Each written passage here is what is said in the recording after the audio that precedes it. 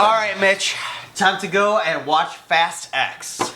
Just remember, Zach, it's not about being fast. It's about being there for family. Okay, no, stop. I swear to God, I'm gonna stop this review right now.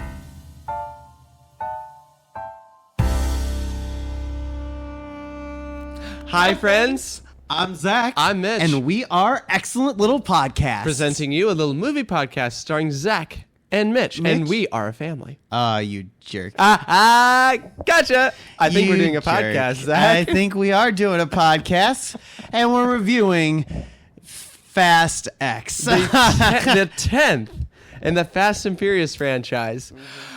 Here we go. So, summary. Dom Toretto and his family are targeted by the vengeful son of a drug kingpin, Hernan Reyes. Studio is Universal Studios. Director Louis Leterrier. And screenplay by Dan Mizzou, Justin Lin, and Gary Scott Thompson. Yeah. There we go. What a very... We're just going fast and furious through this introduction.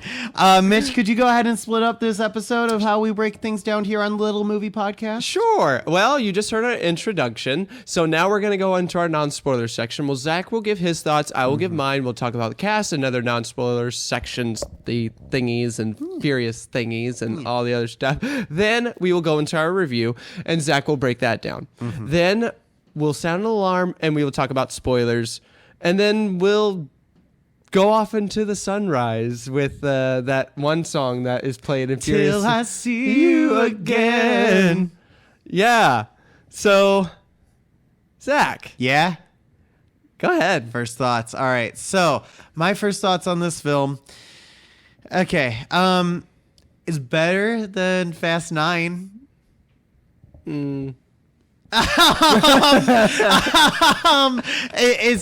it gonna save the franchise? Probably not. Are they gonna keep on churning these things out? Absolutely. It's a Fast and a Furious movie. Now again, it ain't art. Don't go into this thinking that we're gonna get best performances or Academy nominations or anything out of this. But it's whatever you sign up for a Fast and Furious film. Mitch, what do you think of Fast 10? So I've got a lot of jokes. Oh yeah, this franchise has ran out of gas. It needs an oil change. The tires have gone bald. These okay. Films, Thanks, Dad. These films keep getting worse and worse and worse. I get it why they keep being made. Yep. I get it. But this film is just not good. Yeah. I didn't enjoy it. It makes me want to go on Fast and Furious Supercharged because I enjoyed that experience more than... I haven't ridden that, but... It's terrible. It's worse. It's freaking the worst ride ever created. Really? Hands down. Don't I would spoil rather it for watch me, that Zach. than whatever this nonsense was. There were multiple times, I think, throughout the film where Zach and I looked at each other and we both were like, sure. And I think we both looked at our watches multiple times. We both were like shifting in our seats. I think there was one time I thought you fell asleep again, but I almost did. It would have been a first. So, no, you've fallen asleep before.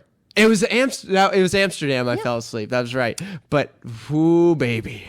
This movie's tough to get through. So, but without further ado, let's talk about the cast. Heart of the franchise. Vin Diesel as Dom.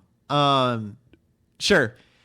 He's Dom. Yeah, he's Vin Diesel. And he plays the same character, and the character really doesn't have very much growth. No, not anymore. The thing is that the hard thing with Dom is that he's kind of reached his point. Yeah, he's reached his peak. He's had his son. He has started his family. He has his wife. He has his he has reached what he's gotten. Like the only thing that's really left for him is the one last job. Right. And also what this is kind of wrapping up with. Yeah. Well, I also get the feeling he wanted to do more with Paul Walker, but we all know what happened there. But I hate to say that there's a causation with that, but ever since his tragic passing, the movies have been getting worse. Yes, I would agree.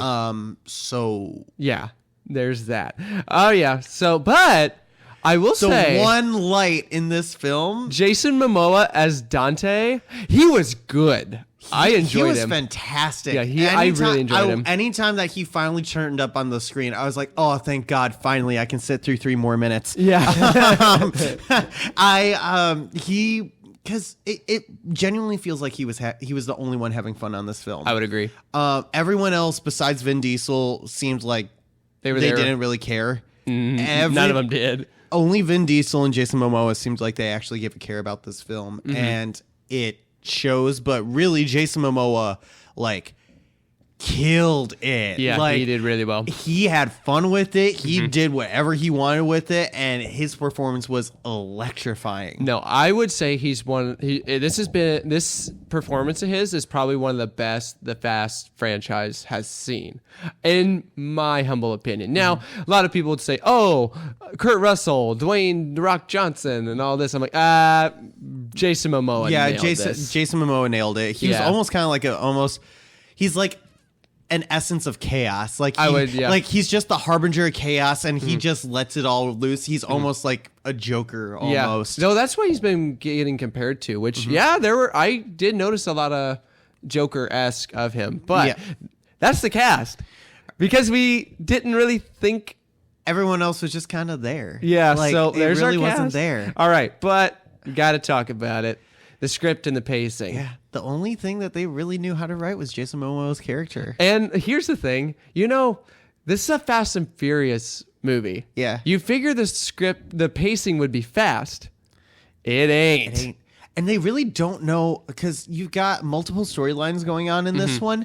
They really don't know where to end with one and move on to another. You just all of a sudden just cut to the other storyline. You're like, what's going on? What? Well, why did we cut to this now? Well, there was a scene where a certain set of characters have 4 minutes to do something, and then they'll they start it, and they'll cut to another set, and they'll cut to the ones that have that 4-minute timeline, and I'm just like, well, that's the longest 4 minutes I've ever seen or heard of, and I think that's just pure laziness. That's bad editing, and it also comes down to the script should have been cut up. Yeah, a lot more. This movie clocked in at what? It was 2 hours and 20. 2 hours and 20. Yeah. Oh, this movie could have easily been an hour 30. I would agree. Easily. There's so much that could have been chopped off.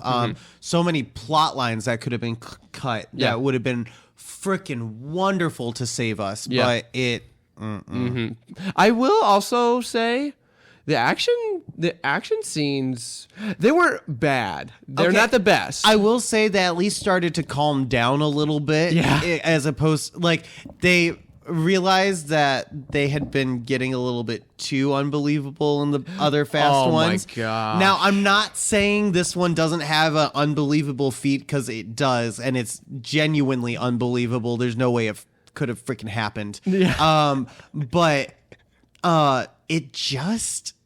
They at least had the good sense to literally pump the brakes and go okay, let's not jump from building to building or go to freaking space. Yeah, they don't go to space, which I'm sorry, that was the stupidest idea ever. This is pretty stupid too. Yeah, this is. Don't get me wrong, but at least they went, okay, we maybe did take a bit of a too big of a step on the last one. So yeah, there's that, and the knowledge of prior films. So, oh god, this one. So all the other ones, they do build on each other, but this one we are starting to get into. If you really haven't watched the other ones, you're not gonna have a clue. You are gonna be pretty lost at what's going on. Now I haven't. Mitch is the one that recently did a rewatch of everything recently. I banked on the fact that, all right, I've seen them all. I'll be okay. But there were a couple of times where I was like, oh, you're right. Yep. Yep. I had to really rethink which films that were being played, that were being talked about. You binged them, so it's a little. Yeah, I did. They kind of Yeah, clump they were all together at some point. And But boy, that was almost 10 hours that I'll never get back. Yeah. Well, Zach, yeah, let's. you want to do that review breakdown? Yeah, all right. So if you're new, welcome everybody to Little Movie Podcast. We break things down a little bit differently here for Because our we reviews. do not like the number system. Screw the number system. We also hate have our grades. own.